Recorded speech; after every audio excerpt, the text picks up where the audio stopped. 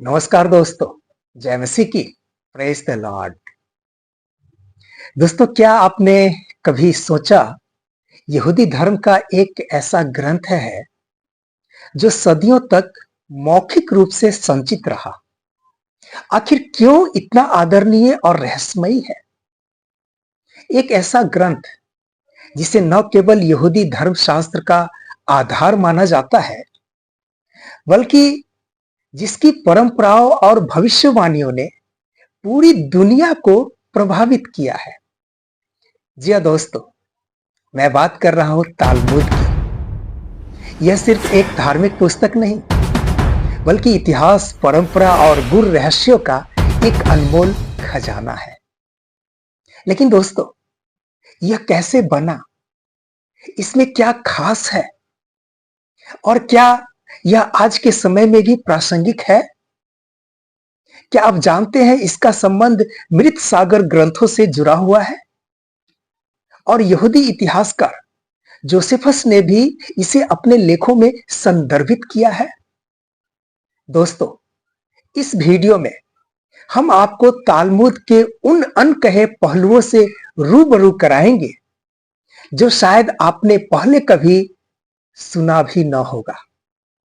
तो आइए दोस्तों, रहस्य के इस सफर में हमारे साथ अंत तक बने रहिए, क्योंकि हम आपको लेकर चलेंगे एक ऐसी ज्ञान के स्रोत की ओर जो आपको अचंभित कर देगा।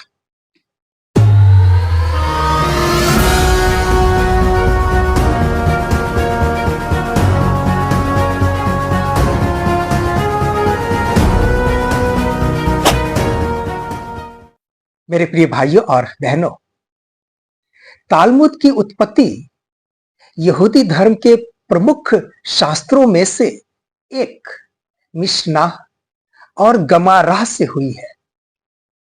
मिशनाह और गमाराह के विषय में हम लोग विस्तार से आगे चर्चा करेंगे। तालमुद तालमुद लगभग 200 से 500 ईस्वी के बीच तैयार की गई। यह दो प्रमुख संस्करणों में उपलब्ध है, यरूशलेम तालमुद और बेबीलोनियन तालमुद। तालमुद मुख्य रूप से धार्मिक नियम, न्याय, नैतिकता और यहूदी समाज के हर पहलू पर प्रकाश डालती है। यह यहूदी विद्वानों के विचारों और उनकी चर्चाओं का संग्रह है। इसमें 6 खंड हैं जो कृषि, पर्व, विवाह, आपराधिक कानून, पवित्रता और शुद्धता जैसे विषय को कवर करते हैं। तालमुद में कई अद्भुत भविष्यवाणियां हैं जो आज भी दोस्तों सत्य प्रतीत होती है। इनमें से एक है यहूदियों के पूरे विश्व में फैलने और फिर एक राष्ट्र के रूप में वापसी की भविष्यवाणी, जो दोस्तों 1948 में इजराइल की स्थापना के साथ सच साबित हुई। तालमुद की आलोचनाएं भी हुई है।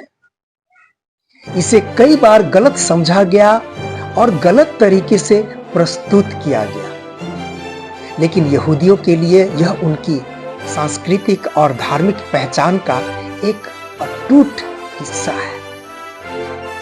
आज के समय में भी तालमुद यहूदियों के जीवन को दिशा निर्देश देती है।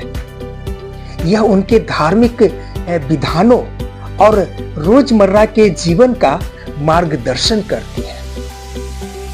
दोस्तों, मेरे प्रिय भाइयों और बहनों, तालमुद सिर्फ एक पुस्तक नहीं, बल्कि यहूदियों की आत्मा है। यह उन्हें उनके विश्वास और परंपराओं से जोड़ती है। यह पुस्तक हमें धार्मिक ग्रंथों के प्रति उनकी गहराई और समर्पण को समझने में मदद करती है। दोस्तों, तालमुद की प्रामाणिकता और ऐतिहासिक प्रमाण को जानना भी जरूरी है। तालमुद की प्रामाणिकता को लेकर सवाल उठते रहे हैं दोस्तों। लेकिन इसके ऐतिहासिक और सांस्कृतिक महत्व को कई प्रमाणों ने सिद्ध किया है। आइए देखते हैं कुछ प्रमुख तथ्य। सबसे पहला, मृत सागर ग्रंथों का समर्थन। दोस्तों, मृत सागर ग्रंथ जो 1947 में खोजे गए थे, इनमें तालमुद और यहूदी परंपराओं से मेल खाने वाले कई अंश मिले हैं। यह इस बात का प्रमाण है कि तालमुद यहूदी परंपराओं का प्राचीन और प्रमाणिक स्रोत है। दूसरा दोस्तों, ऐतिहासिक विद्वानों का प्रमाण। प्रसिद्ध यहूदी इतिहासकार जोसेफस ने भी अपने लेखन में तालमुद के नियमों और परंपराओं की ओर संकेत किया है। उनकी पुस्तक यहूदी पुरावशेष में उन्होंने इसका जिक्र किए हैं, जो यहूदियों के धर्म और संस्कृति को समझने का आधार है। तीसरा दोस्तों, रोमन साम्राज्य और तालमुद। रोमन साम्राज्य के समय में तालमुद के प्रभाव को लेकर कई संदर्भ मिलते हैं। यहूदी पर अत्याचार के बावजूद उन्होंने अपनी धार्मिक परंपराओं और तालमुद को संरक्षित रखा। चौथा दोस्तों, न्याय प्रणाली। तालमुद यहूदियों की न्याय प्रणाली का आधार है। इसमें दिए गए कई नियम आज भी इजराइल की आधुनिक कानून प्रणाली में देखे जा सकते हैं। यह उसका ऐतिहासिक और व्यवहारिक महत्व दर्शाता है। और पांचवा दोस्तों, विश्वविद्यालय में अध्ययन। दोस्तों, आज भी दुनिया के कई प्रमुख विश्वविद्यालय जैसे हार्वर्ड, ऑक्सफोर्ड और हिब्रू यूनिवर्सिटी में तालमुद का अध्ययन किया जाता है। यह इसकी विद्वतापूर्ण और ऐतिहासिक महत्वता को दर्शाता है। दोस्तों, ये सभी ऐतिहासिक प्रमाण दिखाते हैं कि तालमुद केवल एक धार्मिक ग्रंथ नहीं, बल्कि यह यहूदी इतिहास, परंपरा और न्याय प्रणाली का अभिन्न हिस्सा है। इसकी प्रामाणिकता सदियों से यहूदी विद्वानों और इतिहासकारों द्वारा सिद्ध की गई है।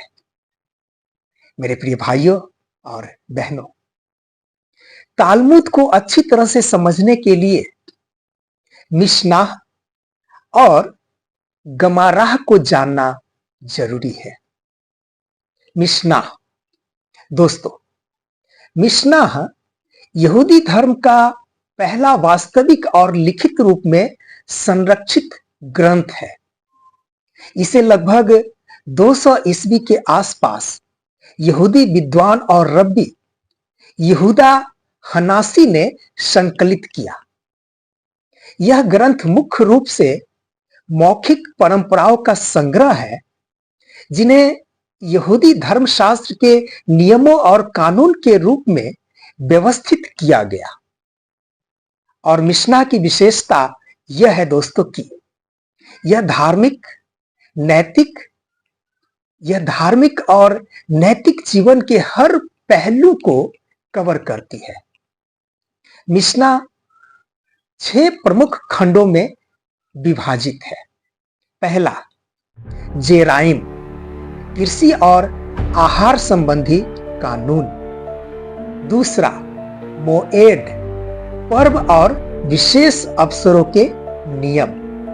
तीसरा, नेजिकिन, नागरिक और आपराधिक कानून।